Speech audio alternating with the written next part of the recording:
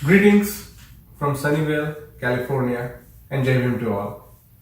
We are here right now at a place where we see world's technological capital is taking place. New inventions as well as the new technologies are serving to the human interests, as well as it occupies majority of world's current problems as well as tries to find solutions to it. We are in Sunnyvale and Cupertino. Today we are going to interview a personality who has influenced a sort of Indian political as well as social scene in the past 2.5 decades. This intellectual has brought to us many dimensions that were never considered, hitherto never valued, and less were considered subhuman in its valuation. We have an intellectual who actually critiques not only from the position of his own caste upbringing, but also takes on the hegemonic power structures which occupy our imagination of religion and the universal. He is an author of the bestseller which has gone into several reprints and several editions, Why I Am Not a Hindu. His Buffalo nationalism chronicles his patent critique as well as intelligent understanding of the issues of India's contemporary problems. Untouchable God, his novel takes us and sweeps us through the dynamics of how untouchable life is experienced in India.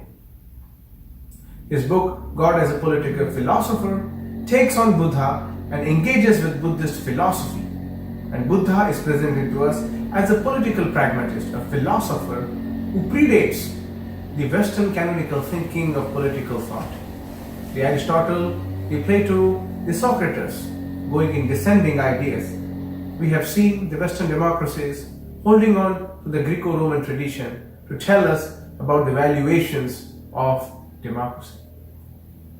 But this author argues that Buddha and his Sangha, as well as the experiences of Buddha with the various kingdoms and his lifetimes, demonstrate the inbuilt democratic values. Buddha himself remains challenged by Sangha in administering of certain decisions.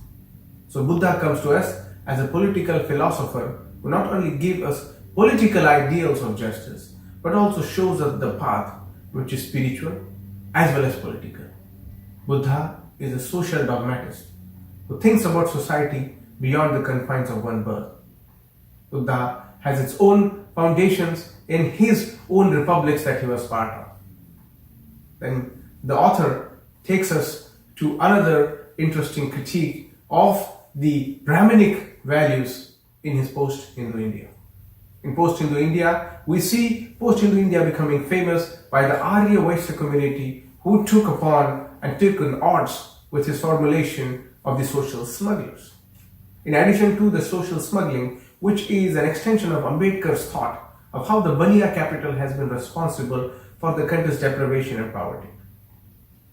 After post-Hindu India, we see Professor Kancha Shepherd, who is here, who we are going to talk about his life story, his books, his experiences. Born in 1952 in now Telangana, in a shepherd caste, who proudly claims to his Shudra upbringing. After Phule, we have seen a huge gap of Shudra critique as well as Shudra intellectualism taking part in mainstream Indian political thought. An ode comes to us from the Tamil Nadu, where E.V.R. Naikar, Periyar, takes on the issues of the Brahminic hegemonies. And then again a huge gap is there. In our times, in the late 21st century, in the late 20th century, and the early 21st century, we have seen an emergence of voice from the Shudra fold that falls into the lineage of Phule and very much sits at the cusp of Periyar's activism. We have a modern Shudra whom is not only talking about the exploitation of Brahminical values upon the Shudra fold, but also is shaking the slumber minds of the Shudra people who are enslaved into the hegemonic values of Hinduized Brahminic ritualism. We will talk to Professor Kancha Shepherd about his upbringing and many other issues that we would like to talk to him about. Professor Kancha, welcome. Thank you, Suraj. And thank you so much for agreeing to for your interview. I've been reading your books since long time. I will just talk to you about my own personal experience with Kancha Ilaiah. You were known to me through BAMSEF. Your works as well as your participation in various BAMSEF conferences. My father knew about you because of his own BAMSEF alignings. And he always appreciated a person like Kancha Ilaiah taking on the Brahminism. And one of the things he liked about you, which was extension of me, was your name. The name Kancha Ilaiah itself is a name that doesn't immediately register as someone whom we could look up as an intellectual, as someone who could look up as a person who will have this sharp razor critique on these issues.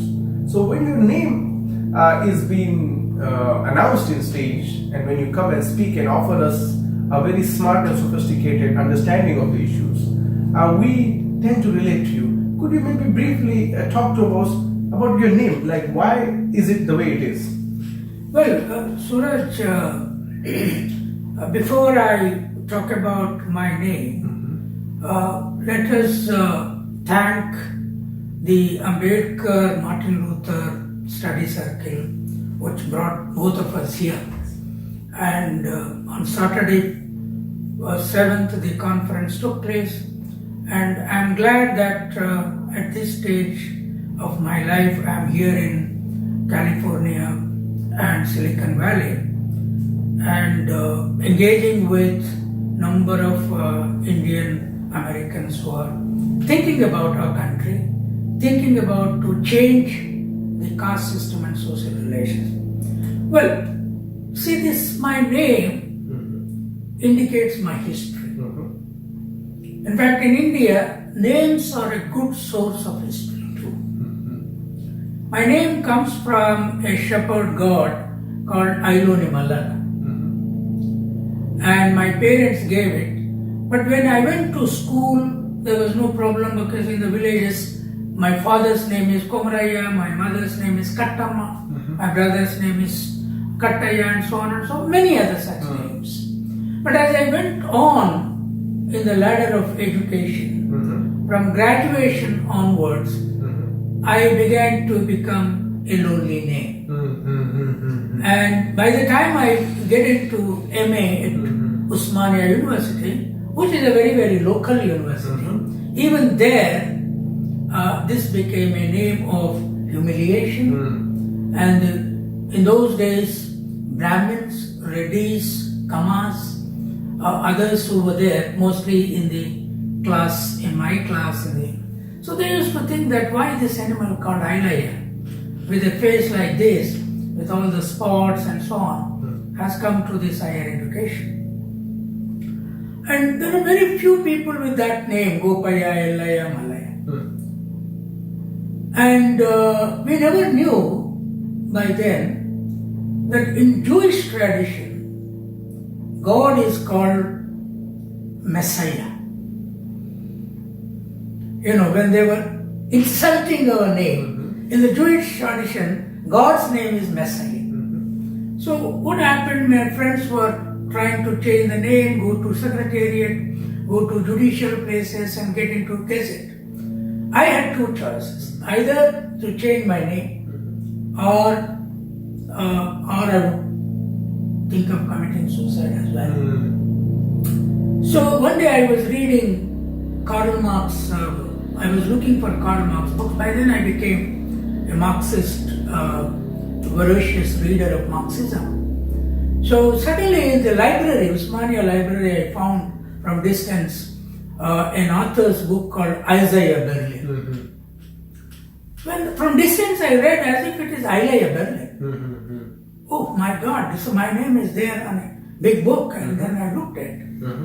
And he was a Jew, and the introduction told me that he was the greatest living philosopher in the world. And then I looked at where did this name come from, and it at the end mentions that Isaiah was greatest prophet of the Bible in 7th century BC, who predicted that Jesus is going to come in future. Now that really gave me the confidence. There is no Brahmin Sharma or Shastri, Chatterjee, Banerjee, Mukherjee or Dwivedi, Chaturvedi who were as great living philosophers like Isaiah Berlin. So I started living with pride, and my color, my face, everything began to shape up in my mind in a different way. So self-respect. If only the European knowledge, European thinkers or the Jewish thinkers whom there is a conflict with the Islamic culture today were not to come to us in some form of knowledge, perhaps this kind of names. And you know that the most famous dictionary name of lowest of the lower caste is Pariah. It has become Oxford Cambridge dictionary name. Pariah is the most untouchable person in. So that's how in my untouchable God, Pariah is the main character. So now we are turning cultural upside down. This culture that Brahmanism built is, so all South Indian names are Ayas, Appas. Therefore, now I am working on a book perhaps in future that Harappa was also a name like mine. So in Kannada, our god is Birappa. Okay. So whole of Kannada you have Lingappa, Mallappa, Ellappa. So Appas are there. So from Harappa to Birappa to Ayyappa, the down South Indian god. So it is, we built the civilization. The Aryans came much later, 1500 years. And they wrote only books of war and violence, but no production, no animal economy, no civilizational system, no building, only destroy. So that's how now I reshaped my name and regain my cultural heritage. And once I adopted shepherd, now my roots became international. So that is how I think the Shudra, Dalit, OBCs need to interconnect how our names are there. Among Dalits, Ilaiah is a very popular name. And the goddess is Elamma. So therefore, cultural roots need to be looked at from our own goddesses' point of view. And our forefathers, foremothers. And then reconstruct ourselves as a nation. As against the BJP RSS Hindutva nation, the Brahmanic nation. That's how it went on. So your story is also, first of all, thank you for opening up in your autobiography. I think it was very important for you to write that, because it also brought us back many stories of our own growing up with humiliations and inferiority complexes. And the dominant culture never gave us a space to be ourselves. So we were constantly trying to not be us. And the unoriginal self of us, we were trying to parade that as so that we get accepted. But then here you come, you are very open about the kind of humiliations you faced, and you were ashamed by your BA. Your friends wanted to go to secretary, change the name because it didn't inspire, and it was not an aspiring name. One would change the names to certain aspirations, and that's why we see many people giving up their names. And what happened when you are in this process? One important thing to mention is Isaiah Berlin inspired you. Yes. An international influence inspired you. If I have to talk about myself, when I was in Africa, that's when I realized the importance of my beauty. Yeah. The importance of my hair, the importance of my style. Because in India, no Chatterjee, no Banerjee, no Hrithik Roshan, no your actors, Chiranjeevi and all, could inspire me. Yeah. It was only exchanging. And now, here in America, I see the valuation of beauty is different. And then here you are more beautiful, more acceptable. I was looking at your photograph in the autobiography, and as handsome you were then, you're also handsome now. So the culture has taught that you are deformed, you are not beautiful, and you use the word ugly in your autobiography. And that's a very strong word. That almost is as if somebody is telling me ugly. And you play with that word so easily as if it is not a grave or it is not the end of the world. Tell me, how do you play around with words like ugly or using the words like shepherd? For example, in shepherd is where, Prophet Muhammad himself was also a shepherd. And shepherd also has biblical connotations when it is Yeah, Jesus was a shepherd. Moses was a shepherd. And shepherd is also having a very historical sort of when human beings started domesticating the other living beings. Yeah. The first contact of having a cohabituated living. We see through the histories of development of sapiens into Homo sapiens. We are actually constantly trying to cohabitate. So this is a fraternity. It's a very caring, compassionate gesture of being someone who is not only caring about fellow human beings, but also trying to carry out other living beings who can be part and parcel of your livelihood. And shepherd is something that connotes that. So tell me, how do you work around various new terminologies that you bring in the book, and how can you do it? Are you not afraid of this whole narrative? So that, today, apart from influences like Isaiah Berlin, Marx, John Locke, Rousseau, and so on, in my later life, 80s onwards, mid-80s onwards, Ambedkar came into my life. And then I became an Ambedkarite, giving up Marxist modes of struggles and so on. And now, Ambedkarism is facing a crisis, even with the name. The reason is, the Brahminic people claim that, look, our own Brahmin teacher gave his name to him, Ambedkar. His Ambedkar was also good, actually. His father's village and so on. Then they also say that, look, Ambedkar is more compromising, more engaging with upper caste than Kancha Ilaiah today, because he also married at the end a Brahmin lady.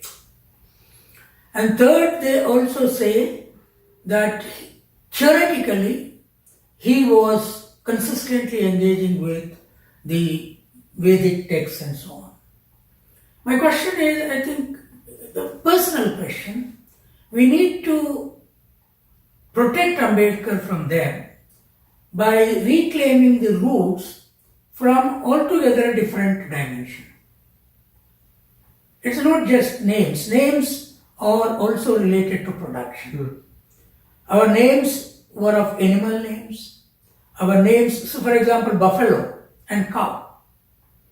So we have many buffalo-related symbols among us, whereas the Brahmins have many cow-related symbols. Neither they grow cow nor buffalo, but they own culturally, construct a theory and live on our people. So it is in this context I thought I had a unique opportunity, coming from a very, very literate parents for centuries, the Shudra parents. Unlike Ambedkar, whose father was educated, a soldier. You say illiterate parents, is that right? Yeah, my parents were illiterate, totally illiterate parents, but generations together. And they were, in fact, when I was about to be admitted in school, my grandmother said, no, if you are admitted into school, Devil Saraswati will kill you. So this Saraswati. So this goddess of Saraswati, then the teacher asked, how can you describe Saraswati as devil? Then my grandmother said, look, Saraswati gives education to Brahmin Banyas, and if Shudra children go to school, they will kill them. So I had to overcome the burden of getting free from Saraswati image as devil catching me when I went to school.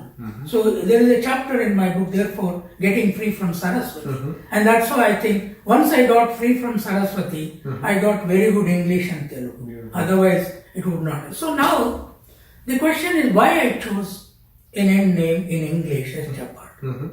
It's now becoming a controversy. Ambedkar adopted his teacher's name. Okay, it is from North Indian point of view very popular now. But how does it reflect all our names or professions? How do we go out of our caste?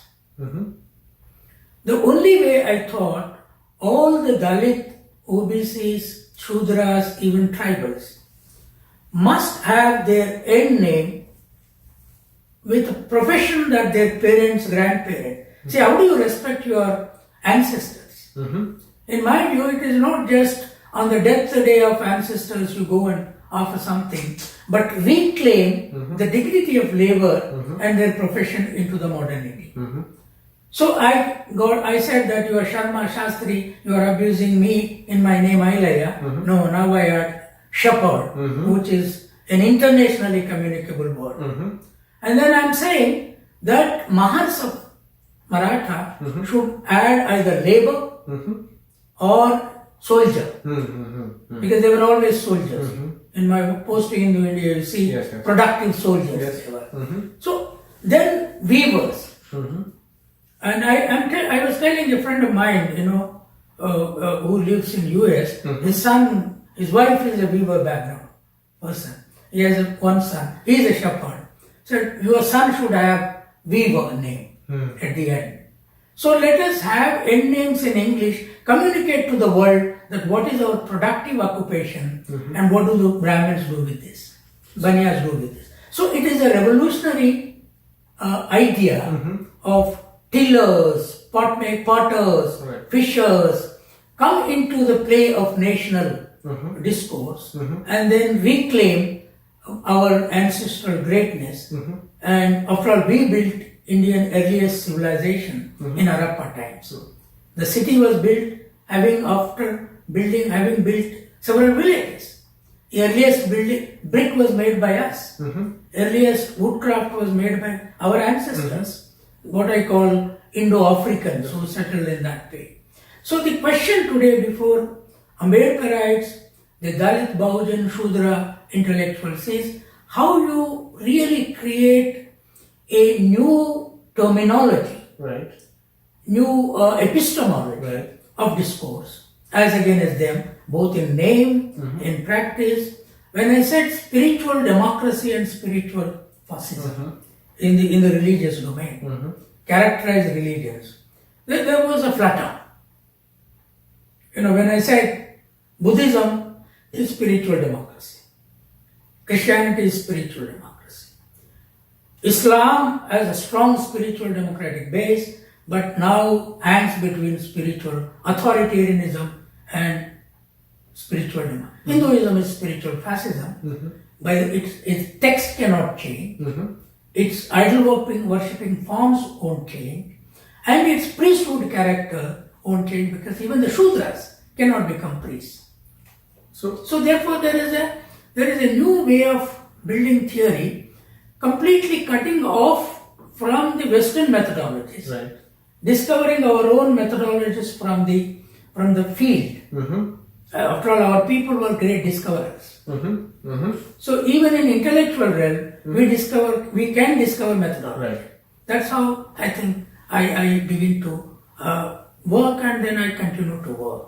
I mean, see, one of the things out of your response, the first immediate critique will come out is you're trying to be Orientalist, which is to Anglicize the existence of something we are native, and why should we adopt a language of a colonial, but also why should we adopt a language that is not necessarily related to us? I mean, calling weaver or fisherman sounds very appealing, but then there might be an accusation or a question raised against you that who are we trying to convince, or who are we trying to pit against? Yeah, see, there's a very strong Hippocratic dimension in this.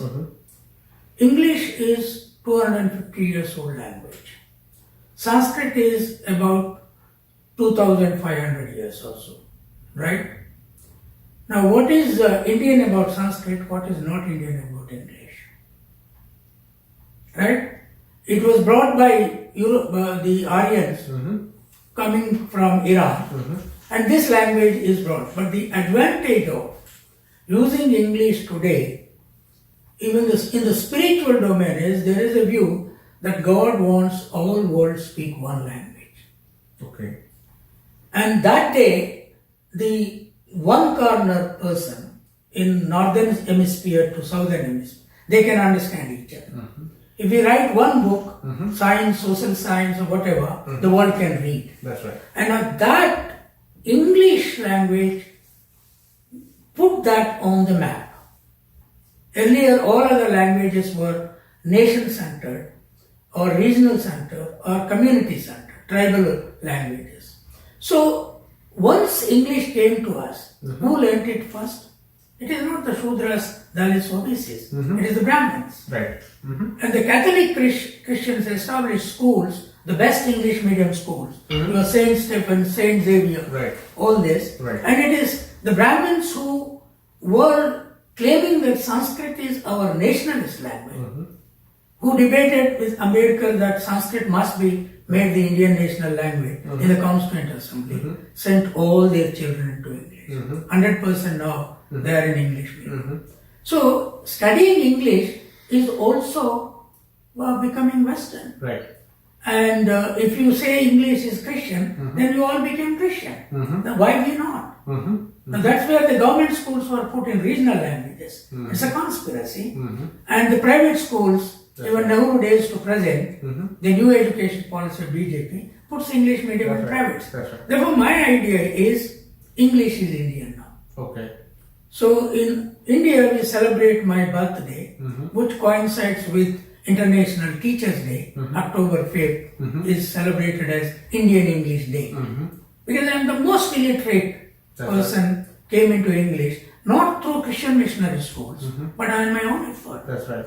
So therefore, this argument of Orientalism, I totally disagree. Who are making this argument? The people who learned English came to American universities, European universities, like Edward Said, write a book that these are all bad people. If they are bad people, why are you living here? Now, why don't you live in your Palestine and work there, whatever life it gives? That's right. Why do you live in Colombia and then attack these people? See, therefore, in the Dalit movement, along with my other friends, we have been saying that the British unfortunately came too late and left the country too early for the liberation of us. That's right. Because before that, the Muslim kingdoms ruled us for 800 years. That's right. They did not write a single book in Persian on caste, a single book in Urdu on caste. And now they learned English even after Aligarh Muslim University was established, along with Banaras Hindu University. And many Muslims came to America, Europe, and they did not write a single text. So therefore my engagement with them is that look, if we want to have alliances, you should write about us because we are more backward than you. And you have a spiritual book, you have a prophet, you have a global presence. So this conspiracy of the Brahminic upper layers went on for long. Right. Now, Tilak, Gopal Krishna Gokhale, and to Pandit Nehru, to the present Arun Jaitley, all of them English medium educated. That's right. And Muslims, Jinnah, who was a Bania convert in Gujarat, and Allama Iqbal, who was a Brahmin convert in Kashmir, they were all English educated. So the question therefore is, my people should learn global language even in the tribal areas. That is the reason why we are making a huge campaign that English is Indian, we should learn only English now. And our name should be in English. That's right. That is one way to completely demolish the Sanskrit roots of inequality, exploitation, and graded casteisms. Because Sanskrit is a language that sustains inequality. That's right. Its very basic structure is not egalitarian. Whereas English is a formal language and the working class language, enough dignity of labor in English structure. So you are suggesting, because if we have to, let's say, adopt a Telugu last name, it would not convince or convey to the larger masses because... No, in fact, among Yadavs, my friends were saying, why don't you have Yadav name? or Madigas adopted Madiga end name. Why don't you have Kurma, which is your caste? That's right. I said, look, where do I communicate this? If I put Yadav beyond the Indian borders, they don't understand what is it. The word Yadav does not indicate occupation. That's right. So, the annihilation of caste is centrally rooted in destroying the indignity of occupational work. So let me just speak on that point where you just, you see, one of the, even Chandraman Prasad, and there is a South Indian movement, they call it Tuddi movement, which is run by Dr. Bharti Prabhu and other people. They want to make English language movement. They want to make a pan-national movement where they want everybody to learn English. Yeah, I'm also part of it. Yes, and to kind of reiterate what you just said, if I had not gotten into English medium school, I would not have had the confidence, and more importantly, I would not have the courage to sit and face the oppressor and fight back, punch into the face of the oppressor who is humiliating you into the languages that they're asking us to not adopt. So I think this, if you take it further and think about using of last names, one of the interesting things about your book, almost all books, but more specifically why I'm not a Hindu, I love the formulation that you literally bring into the production and non-production caste, and I think that fixes right into the laziness which Mahatma Phule himself advocated about, the Brahmin laziness, pot-bellied fat Brahmins who are just there to eat and fart, and the hard-working Shudra, the farmer, is actually providing to the Brahmins of all their hard workings. Now, when you are putting production and non-production caste, there are two arrows that you use with that. One is to actually center around the question of class within this. And actually, that's very universal and global kind of conveyance. And second is, you're actually also talking about the people, their own origins. When you talk about we being the ancient Harappan civilization where we discovered many things, there is also a reference and gesture for the production caste people to feel proud of their history, because Brahminic values literally withdraw the soul out of the Dalits or the Shudras from their own bodies. When you are doing this, how was the response from the class conscious people? Did they take it as someone who is actually talking into a language that is very much native rooted, but also talking about the valuation of production and non-production? Because the idea of value, which Marx so profusely talk about, you put right into the debate of caste. How was the response? Well, I was working with the CPM before this election quite closely. Okay. I became the chairman of TMAS. What is it? Could you explain? The TMAS is Telangana Organization of Telangana Masses. Okay. So lower caste masses, all Okay. associations together. And in the communist circles, when they write my name, they deliberately avoid shepherd. Whereas they easily with conviction write Sharma, Shastri, Chatterjee, Banerjee, Sen, Reddy, Rao. I one day shouted against this. Now, why are you doing this? So this is the whole anti-colonial discourse, and the so-called anti-colonial Brahminic brain is very much strong in communist movement. Now then I said, what is your universalism? How can you use Karl Marx if you can't use English? That's right. And you all studied in English. All Bengali intellectuals made the Bengali Dalit Bahujans to just die in Bengali language. They study English and come here, live in Europe and America. So this is absolute nonsense. Now they are not understanding the very notion of nation and the notion of internationality. For me, as an Ambedkarite, the nation boundaries are production places and living place. But cultural being, as a cultural being, I'm a universal being. Yes. Because in America, people produce food, we produce food, they eat fish, we eat fish, they eat chicken, we eat chicken, they eat lamb, we eat lamb. We did not learn each other from each other. That's right. It is a human evolution, and we fix the same food culture. Today the vegetarianists are saying, no, Kancha Ilaiah is propagating beefarianism, porkarianism, meatarianism. Muslims are saying, why this pork? Look, we are not bound by your cultural values. We are bound by our Harappan civilizational cultural values. See, the Middle Eastern said that we are Abrahamic and ancestral roots people. And we Indians must assert that we are Harappans. So in Harappa there was production, Harappan civilization, and there is no production in Vedic civilization. So Vedic civilization was described as pastoral. What does it mean? That agriculture has been destroyed and food economy has been destroyed, urban areas were destroyed, villages were destroyed, the whole society was brought back to the primitive forest-based cattle rearing farms. The sannyasi was sitting under the tree, either eating fruit or eating meat from the cattle economy. The Shudras were made slaves. Right?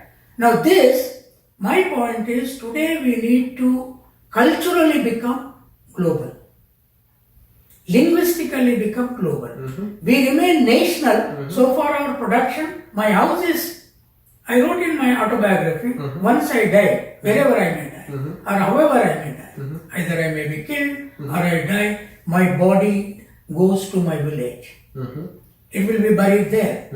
I told all my relatives too. Therefore the question is, the leftist understanding of nationalism is as bad as the rightist understanding of nationalism. So as Ambedkarites, as Puleites, we have two legs in two forms. One is in the village, in our towns, and in a production. The Brahmin Baniya does not, they do not produce, but they consume our production. They accumulate our wealth. So therefore one is doing, in the name of spiritualism, a fascist authoritarian text writing that God created all of us unequal and no changeability. Here is another Baniya business which accumulates all our wealth, not as business with a profit telling loss of the percentage of profit is not known to us. They accumulated up to Ambani's and Adani's and so on. So we must distinguish between their nationalism and our nationalism. We must distinguish between, Ambedkar never discussed about the food culture except on beef issue. My Columbia introduction, my book, my introduction is coming out. So my point is, historically our people ate every food which is not poison. Like Chinese. And that's how we survived, our population grew. Now today, they are imposing vegetarian nationalism on us, those who do not produce vegetables. They don't even know vegetables were not produced just 1,000 years before. There were no age of vegetables. So therefore, as Ambedkarites, it is not just like Marxists who read Marxism not like social science, but as mathematics. We should not read Ambedkar as mathematics. We should read Ambedkar as social science and stand on his shoulders and study our life, our history, not from the text point of view. Ambedkar at that time relied more on text. I shifted the methodology from text to people's knowledge, from text to people's engagement with forests, animals, tilling, constructing instruments of production, thousands of instruments. Drum, the dappu, what we call, has a beautiful rhythm which can indicate a death music or a marriage music. No other instrument has that ability. Therefore, we have our gods and goddesses have as powerful universal value as Jesus and Messiah have. Therefore, we have to bring them up into the universality by setting away completely the Brahminic cultural, literary and their discourses. And I am not against Brahmins, but until and unless they till the land, they make the shoes, they sweep the roads, they look after the cattle, they don't understand what they are. That's right. So therefore, Ambedkar engaged in a sophisticated manner of a colonial pattern with methodology of that. Textually quoted several people. In many books I don't quote anybody because where is the knowledge to quote? That's right. I'm bringing knowledge from people's productivity, people's relations. You know, in villages, our man-woman relations are far better than the man-woman relations in America. There are dating systems in tribal areas. So if they don't like boy and girl, they will separate within months. And within no issues of it is a concurrence of the village panchayat, tribal panchayat. Therefore, in linguistic formation, in ideology, in thought, we have a distinct philosophy, unlike any other Euro-American, African nations, with a total productive base. So philosophy is not text-based, but philosophy is a production-based. Beautiful, beautiful. See, there is a song I wrote in Telugu that you see when you till the land, two furrows go side by side. Salu saluku sambandham. There is a link between one furrow and another furrow. The distance is measured by the farmer who is tilling. This furrow relationship is a philosophical relationship. The relationship between the seed and the furrow is a philosophical relationship. Nobody examined. The farmer philosophically knows that if the seed is big, you have to put the furrow a little bit depth. If the seed is small, if seed is small, you have to put small depth. Seed is big, you have to put deeper depth. Groundnut needs a deeper depth. Yes. Whereas nuvulu, that small grains, they need a small depth. This in an entire education, people don't know. People don't know. The middle class Brahmin children know at the age of 5, 6 how to put a belt in the airport, but buckle in the aeroplane. But they do not know what is a crop which is grown under the ground, which is grown over the ground. So this is the problem. So therefore our production levels have gone down and our knowledge began to depend on Europe and America. My feeling is if we study our historical productive skills, knowledge, philosophy, human relations, within 50 years we will teach science to America. So, Professor Ilaiah Shepherd, what you just talked about when it comes to the language, the notion of nationalism, as well as the centering of production and non-production. I love your methodology. Many people have problems with your methods. And I think I am totally in sync with your methods. It's just because you are someone who is empirically rooted, A, in your tradition, and 2, who is redefining the very idea of empiricism. Because the hegemonic social science narratives that talk about empirical knowledge is very much located in the unequal relationships. But what about a person who him or herself is coming from a community? And your philosophical engagements with this production castes, what you call, is actually not only an opening call for many production caste scholars to emerge. It's also a very important political project here, because many people who will not come from the traditional Catholic education institutes or the Brahminic Gurukulas, where that education pattern is reflected in your university education system, here you are actually subverting the very idea and asking the production caste students to come on the board and take what belongs to you, your original knowledge production. And with the usage of, let's say, Ambedkar and Phule tradition. Now, Ambedkar and Phule both were beneficiaries of English language. Had there not been English language, Phule would not have been Phule, and Ambedkar would not have been Ambedkar. Same goes across with the icons that we have in the modern era. For example, Kancha, had he not been English literate, he would not have been able to become a pan-India figure when he would go to South India or articles, the edited, the newspapers as well, very sharp intellectual English engagement. Lack of English to any Dalit or Shudra intellectual or politician has made them backward in the Brahminical political ecosystem. And I think that is what we can reflect. Now, in your autobiography, it is probably one of the first autobiographies of any intellectual from the Shudra community. Yes. Politicians wise, there are few. Sharad Pawar, an upper caste Shudra, has written about it, as well as. Did he write an autobiography? He narrated the autobiography and it was published last year, 2 years ago, as well as Lalu Prasad Yadav, who is in prison now. He also published his own political stories. These are political stories. Where you come is actually bringing out the philosophical narrative. It's very personal and it's not to convince your constituency. You are talking about a larger claims. And here's what makes it fundamentally important for many emerging students and intellectuals from the community and otherwise, is to pay attention to the new theoretical dimension you are giving to all of this.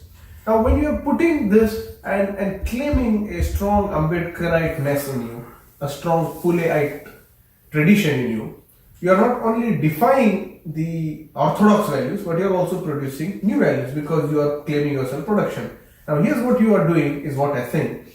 You are actually making a pan-universal identity and a coalition, an alliance of people who are located in various quarters of the world. For example, if you have Native Americans here, or we have Adivasis here, Aboriginal people, there are always native or original habitants of each country which date back. So they have their identity. But many people who belong to the specific caste, the Schumacher caste, for example, in Germany, it actually dates back to shoemaker.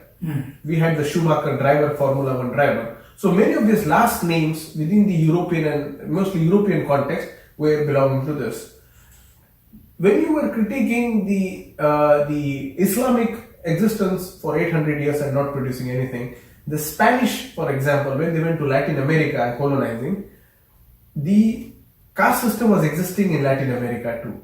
So Spanish language produced theories on caste in Latin America. So it's not that it did not happen elsewhere. There were a lot of influences that could have been possible. Now let me push you to ask about when you're forging and establishing a global humanist call, which is basically an Ambedkarite call, where Ambedkar is removing them out of the cesspool of localized politics and putting a body of oppressed into a global dialogue. He does that through his own writings as well as his critiques by not only using English language but using historical canonical figures, ancient, medieval era as well as modern era thinkers. And Ambedkar makes that a very important point. How about the localized unities between Dalits or Shudras in this case? Today we see Shudras become the muscular agents of implementing Brahminic values. And many of them, as you are also critical of, are not able to grasp the Brahminic oppression upon them. Why is this happening and what can we do? Now, Suraj, first let me talk something about methodology. The modernist methodologies that Europe has thrown up and dumped all over the world, including India, is writing book from book. Okay. And then there was some empirical dimension. But even from there till L.H. Morgan came and wrote Ancient Society by going into tribals without any references, only their life, marriage systems evolution. So there was no studying of people's civilization, culture, and straightaway writing a full-length book in the modern period. Such were there in ancient period. For example, Aristotle, Plato did not quote anybody, any text. They were philosophical texts. Up to Locke, Rousseau, even many writings of Hegel don't have quotations. Right? I mean, he draws from some of the, let's say, for example, he's writing on references. I mean, there is some, but ancient. Most, if you see his philosophy of history book, he studied the societies from books differently. But his own yes. European knowledge, Philosophy as a discipline also don't rely much on citations and references. and all. That's why he. So my question is, earlier these people were using Vedic, Ramayana, Mahabharata as source of rewriting. All nationalist period that, except Ambedkar. You to go Gandhi, Sarvepalli Radhakrishnan, everybody writing book from other mythological books. Or on the general social science, writing book from taking quotations from European writing. Marxists also did the same thing. My simple question is, India is a country as of now which has abundant knowledge of philosophy, production, relations, untextualized. Untextualized. Right? Unwritten. So for a young generation who came from the illiterate families and became social scientists, literary figures, can go back to the roots, write them as the material of research. Now, PhD does not need only references. A PhD can be a full-length text of people's life. Yes. So, I have chosen that. Very good. When I wrote Why I Am Not a Hindu without a single quote, when the subaltern studies people asked me an essay for their 9th volume, I sent the essay from my Why I Am Not a Hindu text. They were in a very big dilemma how to publish this because 2/3 of their text is references, only 1/3 is the body, all their books. So finally they decided, but we asked him, but that is the essay which has really opened up many minds. So the question is, methodology we have to turn upside down based on our historical existence. We were not literary people, so we don't have text, family histories are not there. Autobiographies, no Shudra wrote an autobiography with dignity of profession, only political history. Sardar Patel did not write. Gandhi wrote autobiography, Nehru wrote, Sardar Patel did not. Even Pule did not write autobiography. Later on, Keir wrote, we don't know what Keir wrote. So the problem I am solving in one after the other text as much as possible in one generation. Now the question is, how about the scholarly youth that are coming? How do we go about it? My advice to them is, okay, you may need to write to get a degree within their discipline. But once you come out of that, go to original. India is a full nation with knowledge among the people, in the soils, in the seeds, without textualized, getting to text.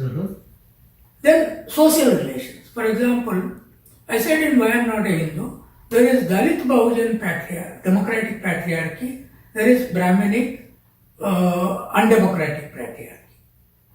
Fascist patriarchy. I mean, you see, widowhood, child marriage, and burning of the wife in Sati came from the Brahmin families, remained in the Brahmin families. In my family, there were remarriages. Yes. In many Dalit Bahujan families, divorce and remarriage is common. And that's where Periyar says, marriage should take place with a postcard, and divorce should also take place with a postcard to your friends. That we are married now, living together. Now we are not living together. Inform them. That's all. That's right. Yeah. So it is a Shudra network. Now the question is, among the Dalit scholars, there is a view that the Shudras, OBCs, are our main oppressors, and the atrocity cases are not on Brahmin Banyas except in offices where there's such atrocity cases. But mostly rural atrocity cases are on Shudra OBCs. My appeal to both the sections is the Dalit scholars take for the Indian American life here. There are a number of Dalit scholars writing from here. You are writing, you have written that fine book, Caste Matters, Sujata Gidla wrote, Yashika Dutt wrote, Yes. a number of them are writing articles, critiques, right? That boy, that teacher Chennaya, whether we agree with him or not, writing Yes. something. He also wrote a book, Dalits in Making Modern India. He talked about the Telugu Dalit region. Yeah, it could be his PhD thesis Yes. or whatever. So, but did you find any Shudra OBC writer, whether in India, in central universities, or in Indian American society here? They have come to make money, as they have been feudal lords there, and became landlords at the most established political parties, but they have not produced philosophers. When a whole community of 56% does not produce a philosophy and depends on the philosophy of Brahmanism, here is a Dalit school which is producing philosophy, luckily because the Dalit school produced an accidental Ambedkar and connected them to Buddhism. You have a school of writers to critique us. I am an only Shudra OBC guy trying to mediate. And that side they say that for a long time they were saying he is a Dalit. Actually the media tried to put me as consistently Dalit to see that I am cut from Shudras. How do you respond? Because many Dalit intellectuals have a critique against you that you have utilized Dalit spaces and have not given the space, opened the space for other Dalits. What would you like to respond to that? See, show me, see my book titles. Yeah. Is there a single book on Dalit? Is there a single book on pure Ambedkar? See, I am fighting the larger system of Hinduism after Ambedkar. Ambedkar wrote, who were the Shudras? Ambedkar wrote Revolution, Counter-Revolution. Ambedkar wrote the thesis against Hinduism as an ideology, radiance of Hinduism. But did you see any present Dalit scholars writing in general against Hinduism? They are writing either on Dalit or on Ambedkar. See, if you narrow down yourself to that, then your anti-caste struggle does not relate, and the atrocities unfortunately will increase because the Shudras are the muzzle power for That's right. Hindutva force. So how do we then create this? My question is, now I have taken up a project to write extensively on Shudras. Okay. And then tell them that you educate your children in English medium, not to become doctor or engineer or some civil servant, but produce philosophers. Okay. I'm asking my friends, I asked my friend Lenin also here, make your son a thinker. He's brilliant. At the age of 13, Yes, the boy reads a lot. There are a number of others. The other day one person brought his daughter to interview me. She was writing a monograph on caste from Maryland. Okay. So I told her that please don't think of engineer. Think of studying serious social science or literature and become a novel writer. Come and read Indian society. Go and write a world-class novel which could be published from America, London. So my point is, the Shudras remained for a long time either feudals or few feudals, then or regional party leaders. The BJP came and destroyed regional parties now. Now this is the time to tell the Dalits, see, don't go against them. You have a role to educate them. Okay. You introduce Ambedkar. Now, one happiest thing in Ambedkar Martin Luther Study Circle conference was there were some Reddys. There were Vaishya background. Yes. Who are part of the There were OBCs. Right? There were shepherds. Yes. Yadavs. They met me also. So it is this. Now I've been telling my Dalit intellectuals, look, you have as a historical religious anchor Buddha. Our people are around the Hindu Brahmin priest's feet. you are liberated. Fortunately, the Hindu Brahminical literature side, Vedic literature, Brahmins were born from the head, Kshatriyas from shoulders, Vaishyas from thighs, the business class, and Shudras from feet. And luckily, Dalits were not born from that body. It was safest. So you could go anywhere. Whereas we got stuck to the feet. We can't go upwards, we can't part off. So got stuck. Where Mulayam, Lalu, what do? They dip in Ganga. So all these leaders. So Venkaya Naidu, Venkaya Naidu talks about Hinduism, attacks every Muslim, this and that. You or your caste people cannot become priests in Hindu temple. That's right. If you can't become Hindu temple, how many times you go to Tirupati, you will not gain heaven after your death. Because the Brahmin sits at the gate, stops you that you are a Shudra. Beautiful. So, but they don't know this. They are happy with the idol worshipping. Because idol worship does not produce philosophy.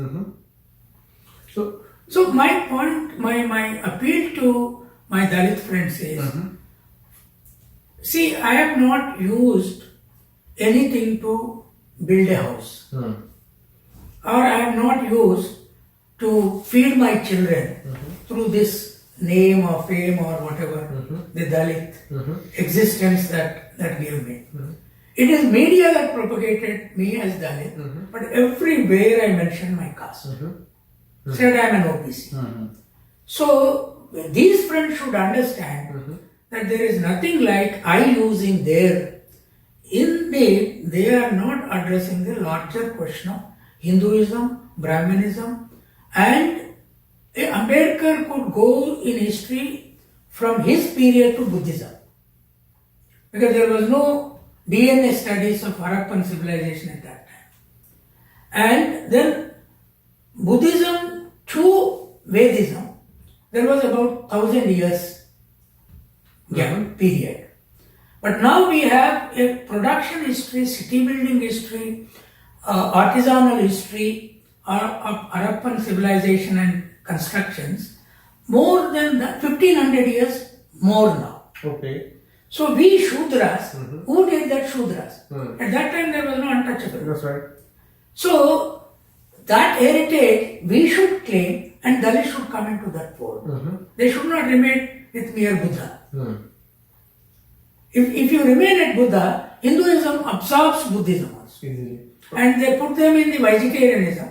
And you are, even in America, the Buddhists have become vegetarian. How does the nation survive? 65% of Indian food today is meat. Even with that, there is malnutrition. So the enemy imposes unproductive value on vegetarianism on you, you take it over. Right. So these things need to be resolved. So one of the things that I'm constantly gesturing and fighting against is the overwhelming reliance on Buddhist history, where it only confines us to 2,500 years. And my thing is, we existed before Buddha too, and we had a long history. And I think it's a new way, but also there is a middle class consciousness that kicks in and that talks about a certain romanticized formations of history. I would like to ask you two final questions before we conclude. You are actually saying write novels. And I don't know if any other intellectual came and told the young scholars or the elderly scholars to write novels. They're always telling write serious treatises. As if you write a book with certain number of references and citations exhaustive, you are intellectual. But what you are again asking, subverting through the ways as you continue to do for every often, is to engage with the idea of novel, create new ways of articulating this views. Now what you are doing also here is inviting people to articulate their experiences and not rely on external values of how do you assess yourself. And novel writing is, I think, one of the ways you can do it. Now, within the student fold, let's talk briefly about your experience as a student, and then how would you like to look at present condition of students?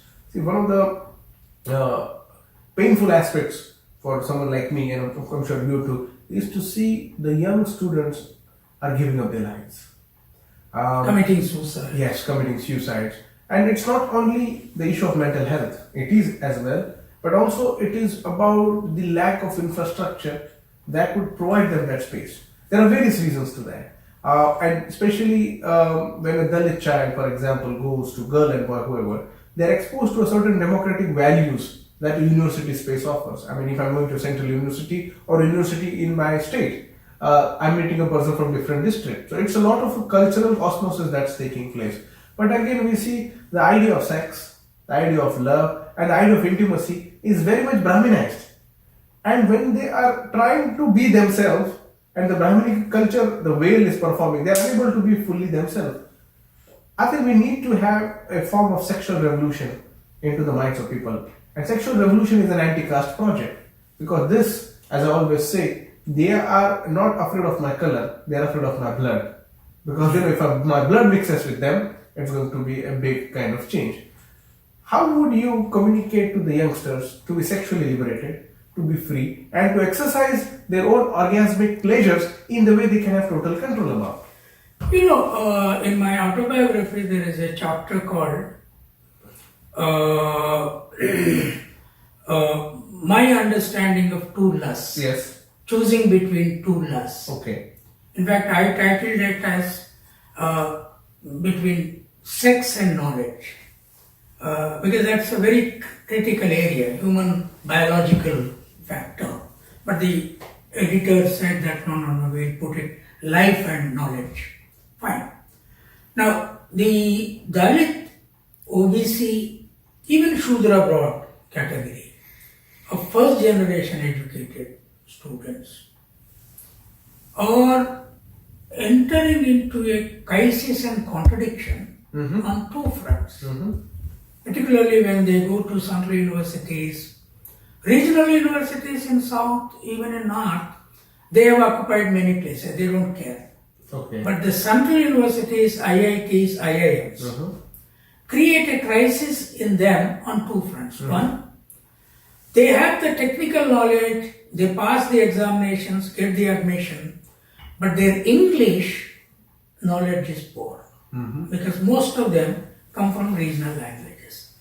So when the classroom, when they confront the Christian convent school educated classmate and themselves, they feel very depressed.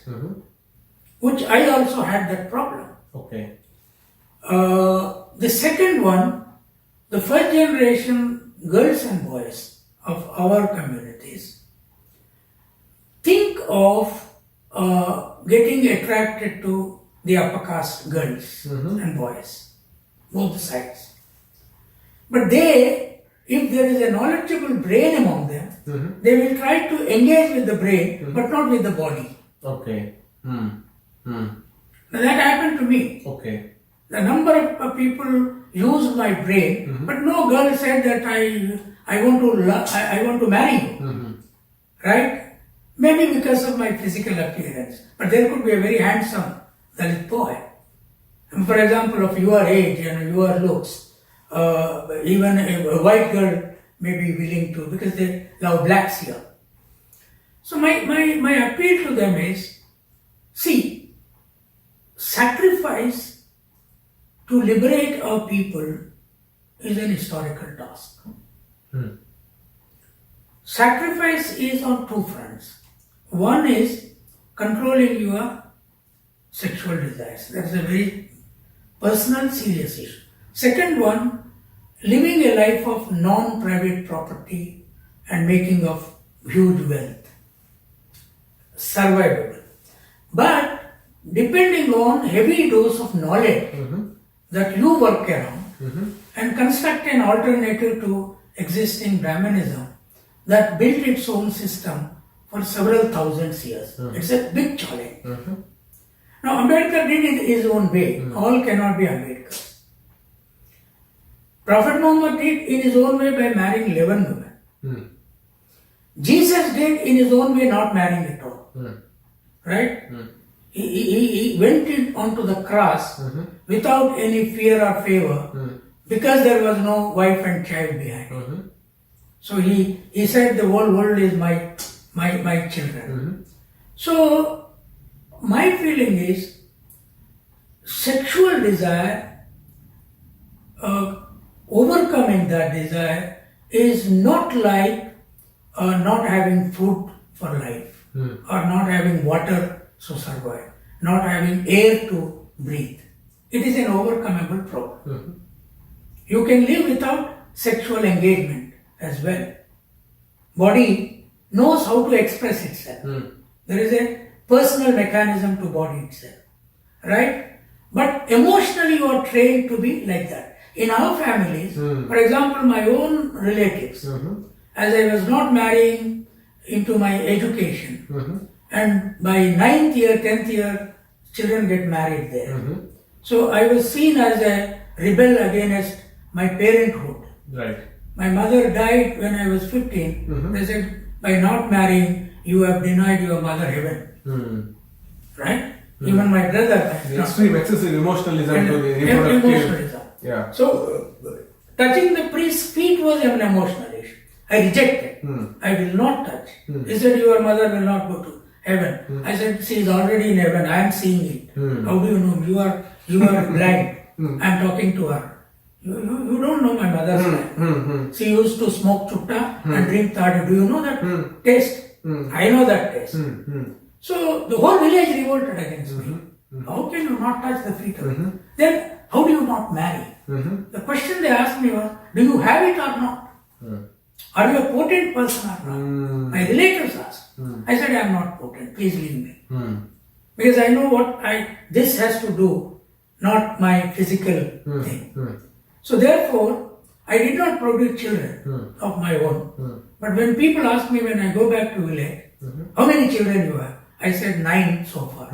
What, 9? This operation, yes, why I am not a Hindu, post-Hindu, Buffalo nationalism, God as political, all are my children. And my children will live longer. Beautiful. So this Dalit OBC first generation focus on knowledge, and all cannot do that, but the exceptional brains should not die of sexual relationships or fear of engagement. One can be overcome, another can be learned. So in IITs, IIMs, okay, if you fail in an examination, I was a 3rd class BA, right? And I would have failed if I write IAS. I would not have got perhaps. So, but somewhere else I started growing. I have a channel to. My mind knows where to go. So therefore, choose a path and go achieving for liberation of your people who are oppressed for 3,000 years. You must connect to people. What are you studying for? Yes. To get a job, to build a house, to do this and that, then have children, buy a car and make them sit there, then you will sometimes get into accident. So they should not. Therefore, I said in my recent speech in Hyderabad University, my appeal to you is, this stage, I think intercaste marriages are very difficult. Many IAS officers were married to Brahmin girls, Dalits, and they serve mother-in-law and father-in-law, not mother and father. Brother-in-law and sister-in-law, not brother and sister. Now this, for some time, till caste is equalized, through your dignity of labor and production, and your food culture. And many Dalits became vegetarian by marrying a Brahmin. No, you gave your food history. So therefore, for some time, don't think of this. Those who have specific brains. And okay, those who are not doing serious things, let them. They will face and they will die or survive, we don't know. That is one of the experiments. But some of my communist friends were propagating intercaste marriage as the solution for caste problem, as decasteization. Ambedkar also talked. I said, that is a secondary solution. The primary solution is in the production, in the dignity of labor. See, if a Brahmin respects shoemaking and becomes a shoemaker, caste will dilute. And if a Brahmin becomes a fishing or carpenting or making pot or barbering, then he. So that's what Europe is. With all end names. You have fuller, you have shoemaker, you have potter, Yes. and very dignified barber. In Britain, barber is always head of the British Medical Association. Okay. Even now. But what is the barber fate now? Yes. So therefore, you have to tackle caste there. Teach children total dignity of labor. Beautiful. And don't avoid spiritualism. Ambedkar did not avoid. The leftist jargon does not work in the villages among masses. Invoke God for equality. Okay. And go for a prayer. God, you created all of us equal. God, you created men and women equal. God, you created no caste among us. God, you created no untouchability among us. We Indians are equal. You let our children pray. A Brahmin child, a Dalit child, an OBC child, a Sudra child. Then they will realize that God's potential is to keep us equal. And let them do the job. So there is a, so just to take on that little slightly further and just receive your response to that, which is here's again a provocative thinking, right? And many times I want to talk, one, about your personal story, and two, about your books. So your books are witty. When I read them, when I read Why I'm Not a Hindu, I laughed. And throughout the text, I was laughing. And I enjoyed it.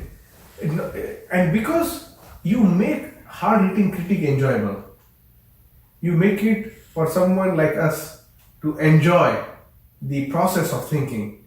You're not making us mad into our thinking. Like many critical social theories, they almost make us feel inferior and unsound because we cannot connect to the jargons and the theoretical formulations because A, it is far removed, and two, it is written in a way that the person who's writing himself or herself is confused about how to write about these people.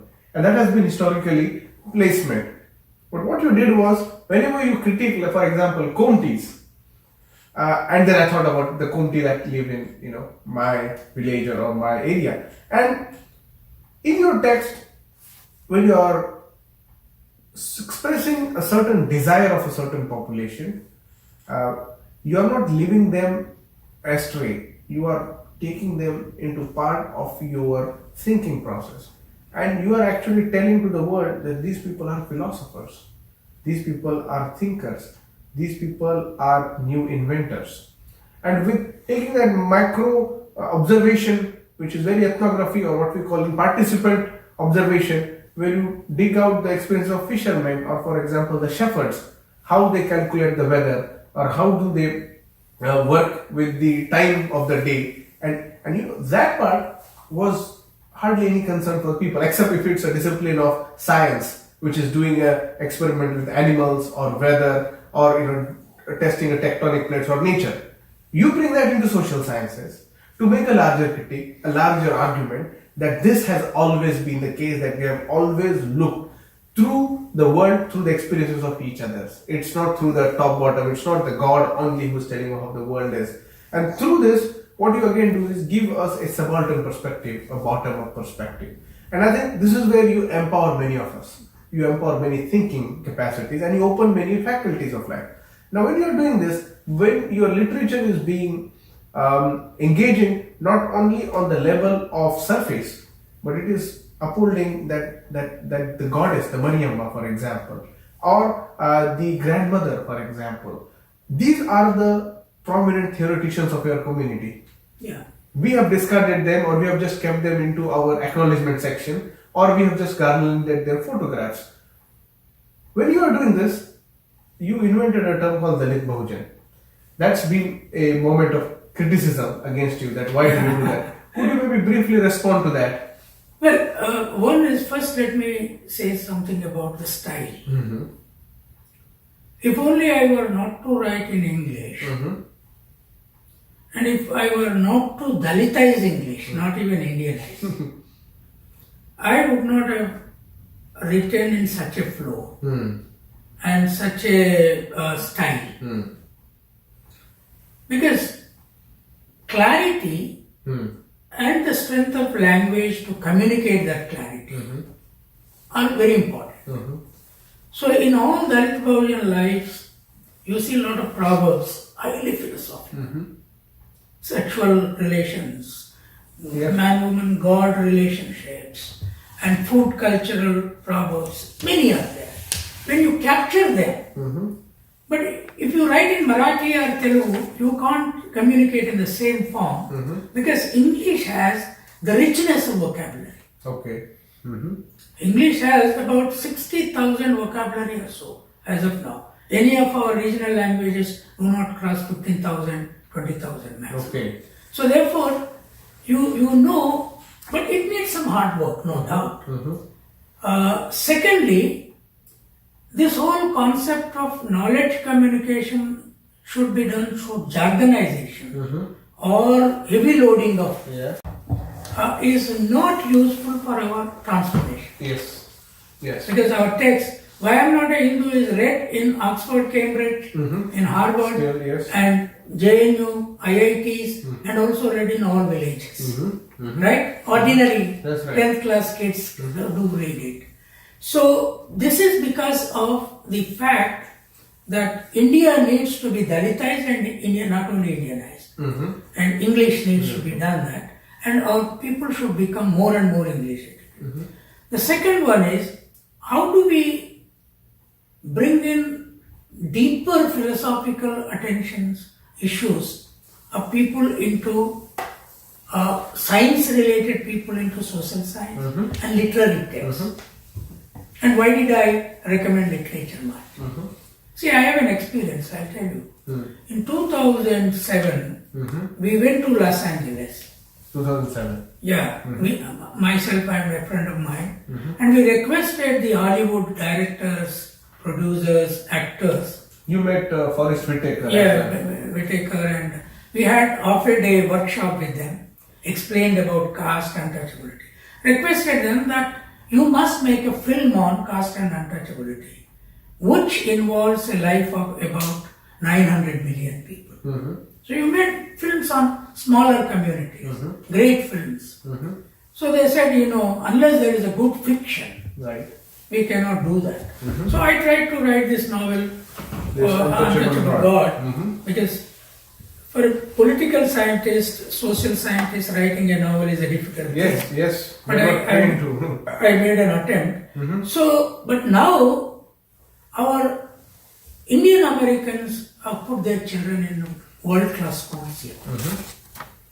Ambedkar had the advantage of studying in Columbia and London School of Economics, and he wrote in the same academic European style of English and produced knowledge for our academic exercise. But broadly communicating to rural people, novel story form is very important. And they should change here, communicate about our problems to West, and globalize our issue. Right.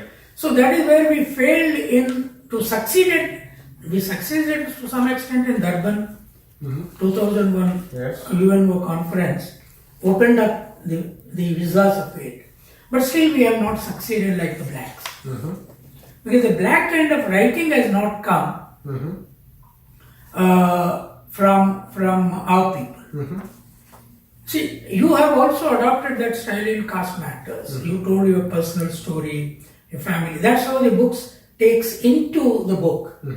Later on, you went into different theories of.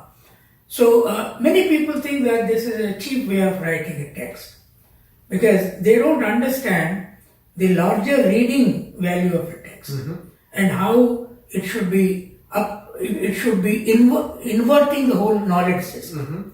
So today we need to experiment on all fronts. It's not just one front. And see, I see a very bright scholar in you with a lot of future. And Sujata has written that book, and many others are young people in regional languages.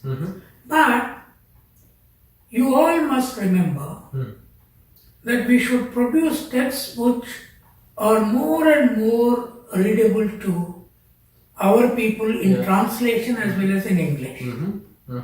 And the West, it is very important what West does to us, what UNO does to us, what American British parliaments do to us is also important for our transformation. So they must read. In novel form, they read a lot. You sit in any flight, lot of novels are there.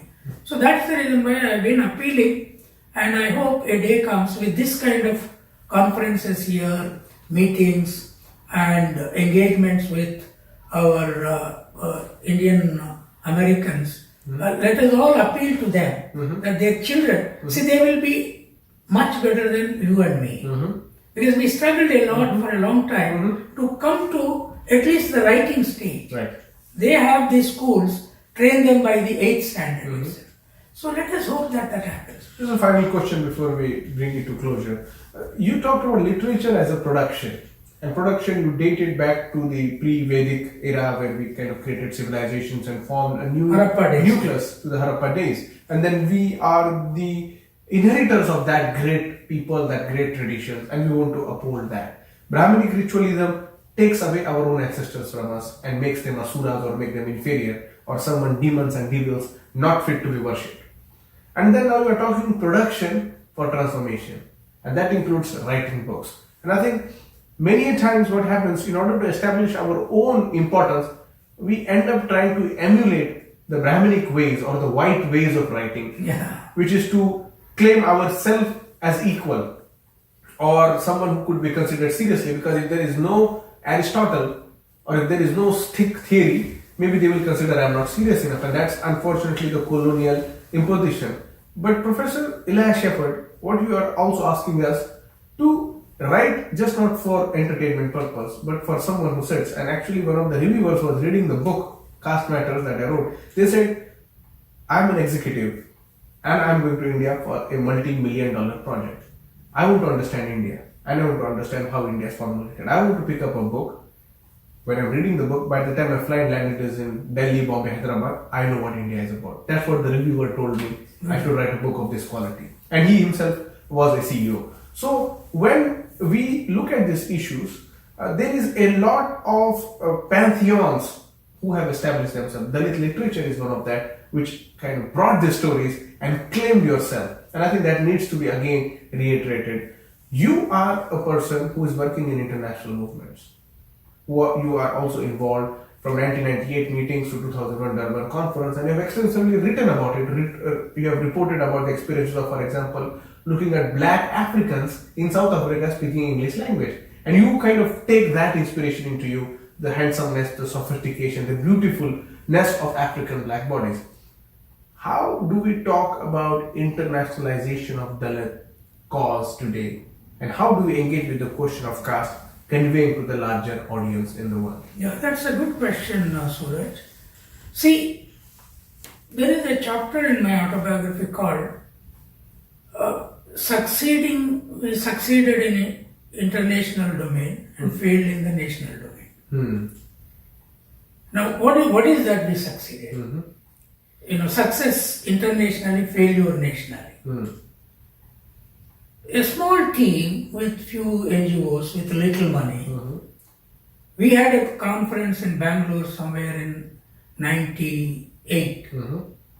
Then thought that in small form, whatever form we could take, Paul Divakar and Andre Tiffin and Martin McQuan, all of us were there. So there were doubts at that time that what impact we can make. I mean, we don't know UNO bodies. But still, we resolved it, and they went to Tutisheim, Geneva, and then did some work, and we wrote all kinds of documents related to that.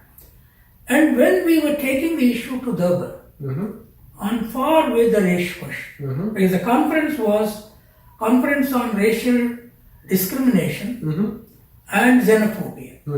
It's not about caste. So the Indian academics and Indian government took on us, and there are not many writers. Yes. In the main media, how are these fellows linking up caste to race? Race is different from caste. That was the time I seriously thought, you go and observe in villages, what is caste and what is race? Is buffalo, which produces 70% of Indian milk, is not treated as goddess of India, national animal, mother. But cow produces just 15% as mother goddess. Why this happened? Because buffalo is black. So blackness was earlier color of the Shudras. As they were. So how did the Yadavs feature in this? Because Yadavs are too much into the project of the Brahminic ritualism. See, some Yadavs have Aryan heritage. Okay. Because there are mixes of bloods. And historically, Brahmanism has done a very clever thing. Krishna, who was a cattle rearer, who has grown up as a Yadav man, was projected into godhood along with others. But they kept him in the second place. Rama is the higher place. So the Yadavs think that Krishna is our man, is part of the Hindu gods. And finally they claimed Bhagavad Gita as their religious book, which was said to have been revealed by Krishna. So all that satisfied their this thing, but they never thought that spiritually we have no equality there. Right. At the Krishna temple we are not priests. We can't recite whatever slokas that Bhagavad Gita has in Sanskrit or whatever language in front of the God. See, that they lost out. So the question is, we need to re-examine our spiritual, social, political heritages, caste-wise and community-wise, and then find out ways and means to interconnect where there are no barriers. And that is possible when you see Dalits are untouchable in villages, even Shudras. My own family treats them as untouchable. But if you see their curries, their cooking foods, and my cooking food, they are same. The curry taste is the same. And if you see the way they tie the sari or the dhoti, my family is the same. And if you see them weeding the crop, my mother and the Dalit mother would do the same job sitting side by side. The drinking as well as the smoking also. Even drinking kallu was a famous thing. Yes. For Dalit women, men, and OBC men. So there is a cultural unity among us. This is not there between Brahmins and Banyas and us. And then see the gods and goddesses. Similar patterns between all this. So what we need to do is, see, I think to defeat Brahmanism international and tell the world that we have a different cultural value, we need to communicate to them through symbols. So that's where I wrote Buffalo Nationalism. And Westerners easily understand, say buffalo, which is present everywhere, is also equally a good animal like a cow. Absolutely. And why they don't respect. And then when we took the issue to UNO, we could not get the resolution because 8 nations did not sign. But lot of international communities by then read at least 2 books. We tried to propagate that. One is Annihilation of Caste and Why I'm Not Hindu. Some knowledge about it. Okay, there is this problem, this untouchability. And these are the forms of untouchability. Then a UN desk was created. And then universities began to discuss caste outside. So the word Dalit, if we could not have made untouchability as big, because if you talk about Mala, Madiga, Mahar, Matan, it's very difficult to communicate. You have to construct an all India concept. Which is Dalit. For all untouchables, one. See, for them, all of them have Brahmin. You have Indian Brahmin, Kashmiri Brahmin, Boston Brahmin also. So that word is common. Banya is common. Kshatriya is. For us it is not common. All castes are divided into. So we have successfully made Dalit notion, its characteristics international. We succeeded. But the Shudra category is not known. OBC idea, issues are not known. So I think here's where you're also asking many Shudras especially the Americans of Indian origin, who are first or second generation, to take on the cause and make it a universal appeal. You go to your senators and talk to the UN as well as US governments and whichever country you are in. So a consensus is developed around the unity of the oppressed caste. Absolutely, that's where. So my feeling is that once the Shudras come onto the boat of intellectual and literary campaign, as of now they are on earning mode, but that will not increase. So the Shudra category, they are thinking like Chanda. That is when they were called Chanda. It had no respect. Shudra, they think then it's not respectable. Hindu is respectable. That's right. It's a religion. That's right. So what I am saying is Shudra is more respectable because of its productivity. Right. Its roots in. We need to reclaim back what. They don't understand how Bible was full of shepherds, carpenters, producing communities, tillers, and respectable. So I think all this is possible. We have to do a long work, great work around global institutions and people, families, and we have to re-relate the whole situation. Let us hope this Ambedkar Martin Luther Study Circle will open up a combination, unlike Ambedkar and Karl Marx, with a religious content, social content into it. Let us open the whole thing in India and abroad as a common ground. We were talking about, we discussed with Professor Kancha Shepherd about various issues. We went through range of topics, talking about his own philosophy, his own upbringing, his very powerful memoir from a shepherd boy to an intellectual, which kind of takes on a Shudra upbringing as well as a Shudra vision of the world. Then we talked about post-Hindu India. We talked also about some of the critics that were leveled against Professor Kancha Shepherd by also right-wing as the Hindutva, the Savarna, as well as the Dalit academics, about some of the appropriations. We also discussed about ways to work out of it, and what Professor Ilaiah Shepherd discussed and appealed to the American Indians, the Indians of Americans of Indian origin. You're right now in earning mode, but there's also, we need a philosophical foundation where you need to create more philosophers, more thinkers, because your earning will exhaust in few years or a generation, but the intellectual knowledge that you will produce will be forever lasting. He claimed he has 9 kids, and those 9 kids are his intellectual legacies and the inheritance he's giving. We also talked about his personal life. Remained unmarried, remained devoted to the movement. There were all kinds of accusations, slanderous accusations leveled against him by calling him impotent or calling him someone who is not actually following the Brahminic ritual of reproduction only. He devoted his life. Ambedkar himself, after Ramabai died, remained unmarried for good more than 10 years. And then, of course, for the need of necessity, he married. We also have an example of Karl Marx, who was married but could not take upon the family responsibilities. Then we see in the modern era, Kanchiram remained unmarried and devoted his life to the movement. In the modern era, as we see, the legacy is still continuing in the form of Professor Kancha Shepherd, and many like him and the tribe that he's representing of the intellectual tradition may increase, and we get more intellectuals that will contribute and participate into the transformation that we are hoping for. Thank you. Thank you, Suraj. Thank you for this great interview. Appreciate it.